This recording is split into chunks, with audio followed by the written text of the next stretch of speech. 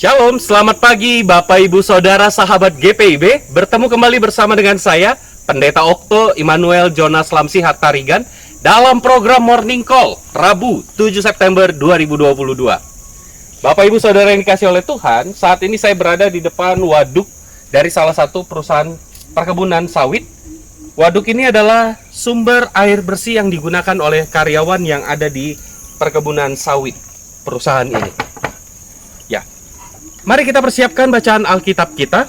Sebelumnya, mari kita bersatu di dalam doa. Kami mengucap syukur kepadamu ya Tuhan untuk hari baru yang boleh Engkau berikan kepada kami pada hari ini, pada saat ini. Dan kami akan mengawali hari baru ini dengan mendengarkan sabdamu, firmanmu. Karena kami tahu melalui firman-Mu lah kami akan mengenal akan kehendak dan tuntunanmu kepada kami sebagai orang beriman. Maka berfirmanlah ya Bapa, karena kami umat-Mu telah siap untuk mendengarkannya. Amin. Bapak Ibu Saudara yang dikasihi oleh Tuhan, sahabat GPIB, pembacaan Alkitab kita pada Morning Call hari ini berdasarkan surat Titus pasal 2 ayat 7 dan 8. Namun mohon maaf, saya mengajak kita semua untuk membacanya dari ayat 6, lalu kemudian lanjut ke 7 dan 8. Karena ini sangat menarik sekali bila kita melihatnya melalui ayat 6. Saya akan menuntun dan membacakannya bagi kita semua.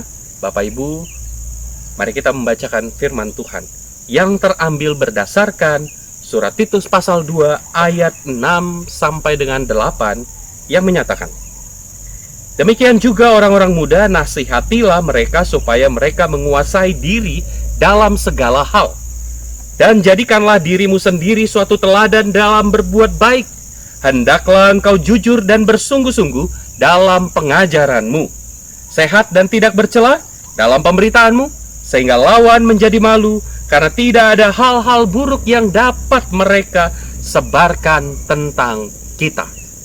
Demikianlah firman Tuhan, terpujilah Kristus, haleluya. Bapak Ibu Saudara yang dikasih oleh Tuhan, surat Titus pasal 2 ini, kalau kita melihat dari ayat yang pertama sampai dengan ayat 15, dalam terjemahan atau Alkitab terjemahan baru Lembaga Alkitab Indonesia, dibagi menjadi dua perikop. Tapi perikop yang pertama ini adalah surat Paulus kepada Titus tentang pengajaran terhadap pelayanan kategorial kepada jemaat yang ada di Kreta atau Pulau Kreta. Titus diberikan kekuatan atau tuntunan oleh Paulus, salah satu dalam hal pelayanan kategorial. Mari kita melihat ayat yang pertama. Paulus katakan, tetapi engkau beritakanlah apa yang sesuai dengan ajaran yang sehat. Lalu ada beberapa kategorinya. Yang pertama laki-laki yang tua. Lalu kemudian ada kategori perempuan tua. Itu di ayat ketiga. Ayat keempat ada kategori perempuan muda. Ayat 6 ada kategori orang-orang muda. Dan yang terakhir kategori kelas pekerja atau hamba-hamba pada ayat ke-9. Tapi fokus kita pada saat ini adalah pada ayat 6, 7, dan 8 kategori orang-orang muda. Kata orang muda di sini perlu kita pahami bukan hanya sekedar usia saja, tapi juga dalam konteks semangat yang sangat ini kita jalani, yaitu pemilihan diaken penatua. Apakah itu tahap pertama atau tahap kedua, atau Bapak Ibu saat ini sudah memasuki masa pembinaan di jemaat masing-masing. Nah, kategori yang disampaikan adalah orang-orang muda ini bisa jadi juga ditujukan kepada Bapak Ibu Saudara yang terpilih menjadi bakal calon atau calon tetap mungkin untuk kali pertama sebagai diaken dan penatua. Apa yang disampaikan oleh Paulus dalam tema Morning Call kita atau renungan pagi di Sabda Bina Umat dituliskan jujur dalam pengajaran dan pemberitaan. Kata jujur ini menjadi highlight yang penting bagi kita dalam pelayanan, dalam kehidupan keseharian sebagai seorang Kristen, umat Allah. Apa yang dikatakan oleh Paulus, nasihatilah mereka supaya mereka menguasai diri dalam segala hal. Salah satunya dalam hal kejujuran. Hendaklah engkau jujur dan bersungguh-sungguh dalam pengajaran.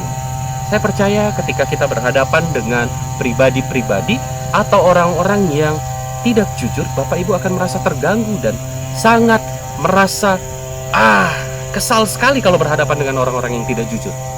Ini highlight yang penting dalam renungan pada pagi hari ini. Bapak Ibu Saudara yang dikasihi oleh Tuhan, perilaku jujur itu perlu menjadi sebuah semangat yang harus kita tumbuhkan sebagai orang Kristen. Kasihan kalau kita berhadapan dengan orang lain yang merasakan kekesalan akan keberadaan kita, yang tidak memberikan keterangan-keterangan yang jelas atau memberikan keterangan-keterangan palsu. Kita saat ini, beberapa bulan ini, 2 bulan ini cukup dihebohkan dengan peristiwa penembakan Brigadir Joshua, Brigadir J. Bapak Ibu, saya percaya sudah mengikuti dalam siaran televisi, media sosial, media online, media massa, bahwa ada banyak berita-berita kebohongan yang terjadi, dan kita sebagai masyarakat kayaknya jengkel sekali. Kenapa hal ini bisa terjadi? Kenapa tidak dibuka dari awal? Kenapa tidak jujur dari awal? Kalau tidak akan mungkin serumit ini. Bahkan pihak kepolisian, pemerintah, dan yang lainnya kayak mencoba untuk meluruskan, menarik lagi benang kusut. Maka dari itu, mari kita belajar untuk bersikap jujur atau menumbuhkan semangat kejujuran dalam kehidupan keseharian kita, secara khusus kita sebagai umat Allah. Firman Tuhan pada saat ini kiranya boleh menjadi bekal, kekuatan bagi kita dalam menjalani kehidupan di pagi hari ini, di sepanjang hari ini, dan seterusnya. Tuhan Yesus memberkati saudara. Amin. Mari kita mengakhiri renungan Morning Call ini dengan bersatu di dalam doa.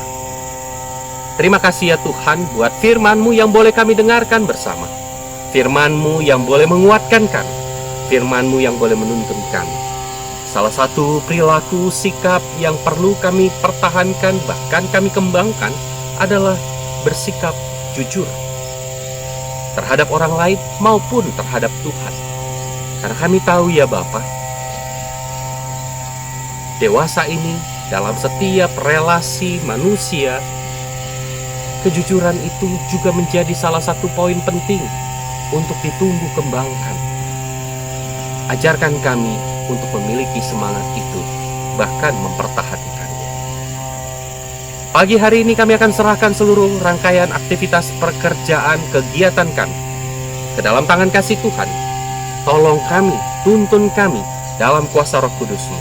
Dan kami percaya melalui firman-Mu, kami dapat berjalan bersama-sama dengan Tuhan di sepanjang hari ini. Terima kasih ya Bapa, terima kasih ya Tuhan. Berkati seluruh rangkaian persiapan, bahkan tahapan pemilihan diaken penatua, baik bakal calon maupun calon tetap, maupun pembinaan-pembinaan yang sedang berlangsung di jemaat-jemaat GPIB. Tolong kami semua yang terlibat dan berpartisipasi di dalamnya, agar kontribusi kami itu menyenangkan Tuhan. Terpujilah Engkau, Allah yang kami sapa dan kami kenal, melalui Putra-Mu Tuhan kami, Yesus Kristus. Amin. Bapak Ibu Saudara yang dikasihi oleh Tuhan, demikian renungan Morning Call pada saat ini, Rabu 7 September 2022. Saya, Pendeta Okto Immanuel Jonas Lamsihar Tarigan, Ketua Majelis Jemaat di Eklesia Air Upas, Kabupaten Ketapang, Mupel, Kalimantan Barat, mengucapkan terima kasih dan selamat beraktivitas. Tuhan Yesus memberkati saudara.